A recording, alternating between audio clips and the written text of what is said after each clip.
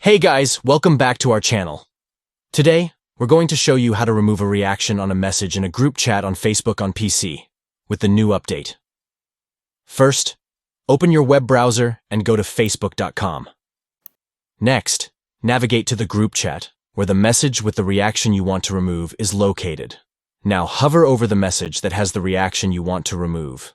A menu will pop up with the reaction displayed. Click on the reaction to open a drop-down menu of all the available reactions. From this menu, simply click on the same reaction again to remove it from the message.